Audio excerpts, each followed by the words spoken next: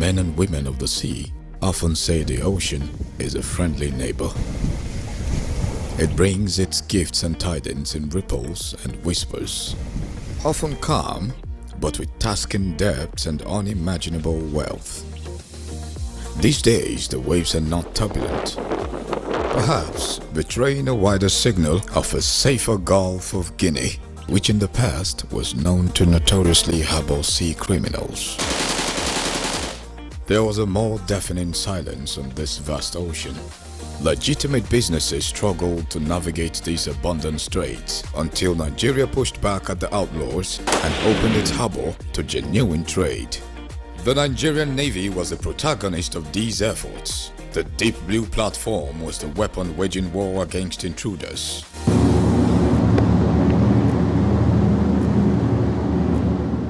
For the first time in more than 28 years, Nigeria recorded 5 months of zero attack within its maritime space in 2022.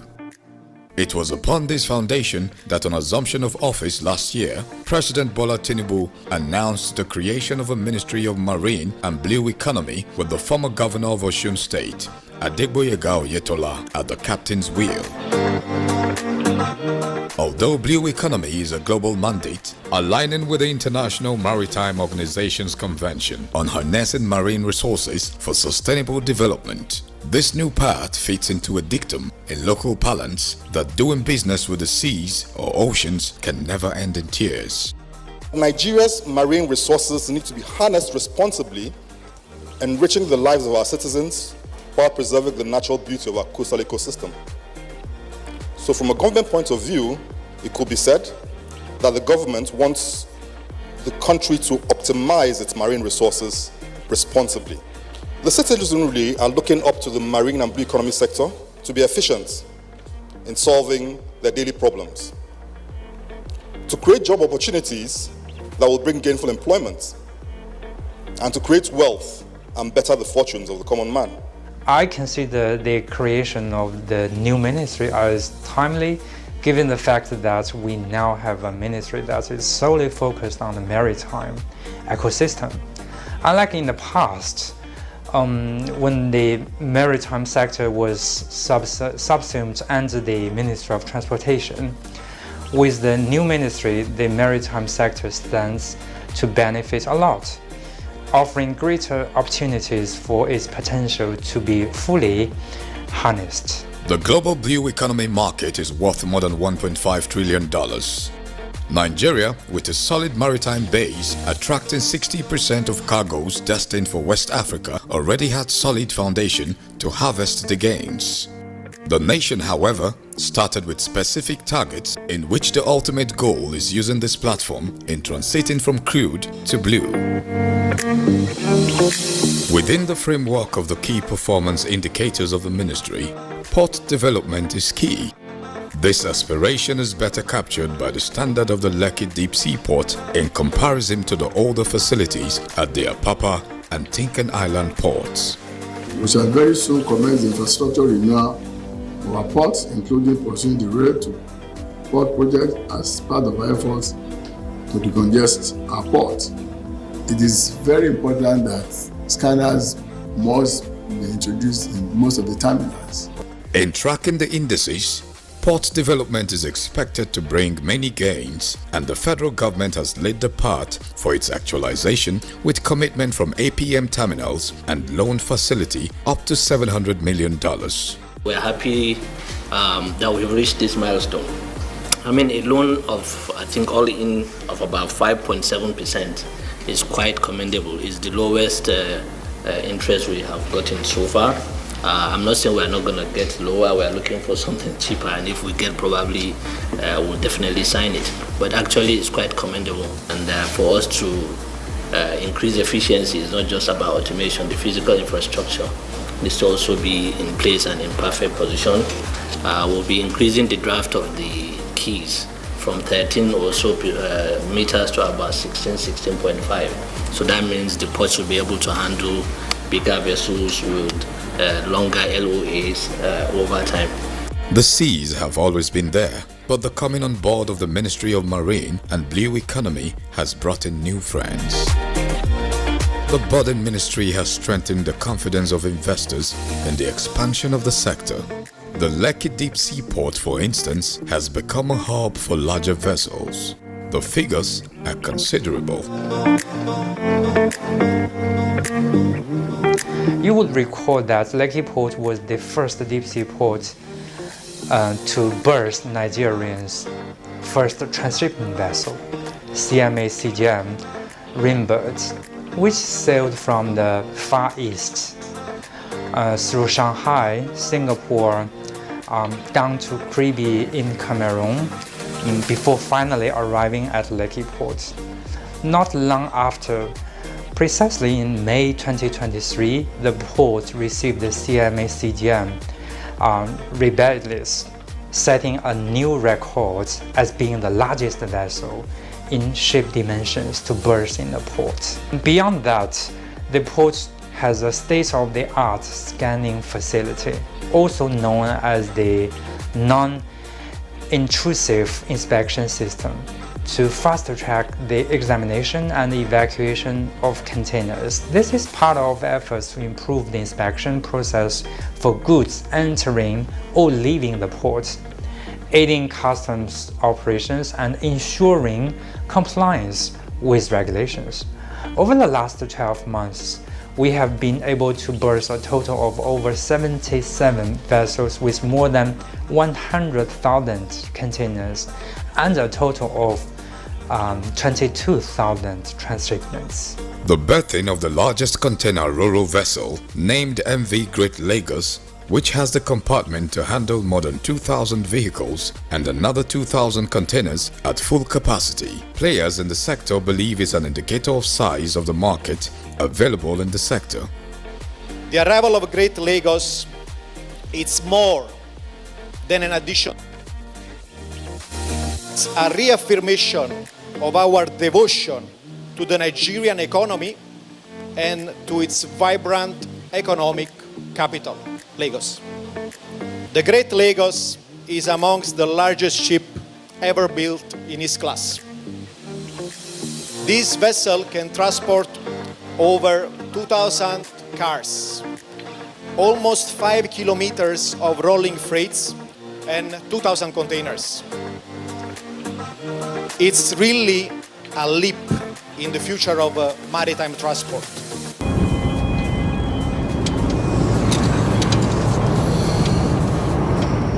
The ambience of growth is loud. However, there are some concerns bubbling under these waves of optimism. The establishment and operationalization of new ports and optimizing efficiency at the existing ones are a few of these. Even if we improve the infrastructures in the ports, without the same kind of improvement on the roads in terms of traffic control, it will not result to an acceptable end. Why? Every port should have a connectivity in terms of rail and water. You know, when you are building a port, apart from the road leading to port, you should also plan for evacuation, because the roads are already congested. Our waterways need to be widened, dredged, and enhanced to reduce the stress on our roads. The modern port must have rail evacuation system, barge evacuation system, and then minimal level of land, because the ports are located in the cities. Addressing the challenges of cargo delivery and evacuation falls under the purview of the Nigerian Shippers Council. The last few years have not only been dedicated to removing impediments to accessing the ports, but jealously nurturing the completion of 6 legacy inland dry ports across the country. So far, Kaduna Dala Inland Dry Port in Kano and the Funtua Inland Dry Port are operational. The essence of doing that is to decongest the seaport and make the ease of doing business, so easy for shippers in the hinterlands in particular. You cannot be in Sokoto and then you have an inland dry port within that region, and then you are struggling to come to Lagos to come and ship your goods. You know, like I give an example of the Funtua Inland Dry Port, which has been designated as a port of destination and a port of exit also. So it means you can ship any goods from that port. So if you live around that region, you don't need to come to Lagos to the seaport to ship your goods. You can ship them right from there. Once they are packaged and containerized, they move from that port. Once they meet all the requirements set by the sector, they move from there straight to the seaport and onto the vessel, and they are shipped out of the country. So the essence of having these dry ports is to bring shipping services closer to the shippers in the hinterlands. And you will recall that after that, at the inauguration, the commissioning of the Funtua Inland Dry Port, Mr. President clearly commissioned the Shippers Council to make sure that all the other inland dry ports, the 6 legacy dry ports that have not been concluded, Mr. President has mandated the Nigerian Shippers Council to ensure that we quickly take action to complete those inland dry ports and commission them. This is because it will improve the ease of doing business, and not only that, it will also enhance trade volumes that will come in and out of Nigeria. Implementing the presidential mandate on job creation and stimulating economic growth are key to the strategic plans of all the agencies under the Ministry of Marine and Blue Economy. As a way of achieving this goal, promoting efficiency aggressively has been prioritized. Cost is one major component that will bring about efficiency. We cannot say that, for instance, the cost of shipping cargo, the freight cost, we want it to be at so amount of money. We peg it, there's an upper peg and a lower peg, so that companies, shipping companies, can compete within that window, up and down, so that shippers will also have the opportunity of choosing which shipping lines they want to go with in terms of the cost. But then the cost must also be effective. You must take into consideration the other players as well. Like recently, we looked at the freight rates for the eastern ports, and we negotiated, and we came to, there are some indices that we looked at, like in terms of the cost of diesel, in terms of the quality of the roads, and all of that, the cost of spare parts for haulage drivers and owners of vehicles. But at the end of the day, there was an outcry out there about the cost, and then we had to re-engage with the stakeholders, because ours is to continuously engage the stakeholders and see what is good for the sector generally. The Ministry of Marine and Blue Economy should harmonize the legal frameworks governing all the aspects of blue economy, both the ones that we already have in, like shipping, ports, all that, and the ones we are expecting, we hope to also have. There should be a legislative framework to govern the ocean. Everything concerning the ocean and everything that is extracted from the ocean, there should be rules guiding it. There should be proper regulation. It shouldn't be all commerce affair. You carry your boat, you enter the water, you start doing whatever you like. The ISBA, International Seabed Authority, ISBA, with their capital, I think it's in Jamaica or so. Nigeria is a member of that, a signatory. They should get approval for seabed leasing, seabed mining, harnessing the wind energy. While Nigeria has rigorously established the path to developing ports within the last few months of the Marine and Blue Economy Ministry, there are concerted efforts to stimulate the shipping business with the creation of a national shipping line much on the cards. The federal government believes this is a pathway to repositioning the country as a formidable maritime hub. It is imperative we come up with practical ways of ensuring that our inland rivers, lakes, and waterways are well utilized for cargo shipment and passenger transportation. I believe we can transform this sector through the innovative public public-private partnership PPP models that the ministry has embraced. This model, a collaborative synergy between the private sector's efficiency and the public sector oversight, is set to bring about transformative impact on the marine and the economy. Anticipated outcomes include the creation of substantial job opportunities and the facilitation of increased trade and investment in the nation, reinforcing our collaborative and forward-looking approach. Before I conclude, let me add that this ministry's decision to consider the re-establishment of the national shipping line through a strategic PPP arrangement is born out of our desire to capture a substantial share of the estimated $10 billion annual charter market within the country. Many plans to unlock the vast potentials of the sector are underway, including the much coveted Cabotage Vessel Financing Fund, CVFF, targeted at increasing the number of ships flying the Nigerian flags. But more appealing is the change in trade pattern which the coming on board of the Dangote refinery is having on maritime business. There is now originating cargoes coming out of Nigeria to the rest of the world, and this spring up opportunities for Nigerians to be able to participate, to invest in ships that can load these cargoes or bring cargoes to the refinery to refine and then take out the finished product. So it's an exciting position, it's a new thing. I asked for full implementation of Cabotage Act of 2003, and aside from full implementation, then the government should remove the waiver clause, because the waiver clause is an opportunity for foreigners to exploit local operators. And aside from this, our shipbuilding capacity is not too high in Nigeria. Then I said they should suspend the area of shipbuilding for now, pending the time our steel industry will be okay. Aside from this, I equally asked for the disbursement of CVFF fund, which is the Ship Acquisition Fund. It gives us opportunity to get money at a very good rate for us to be able to compete with our foreign operators. Secondly, the establishment of Maritime Bank.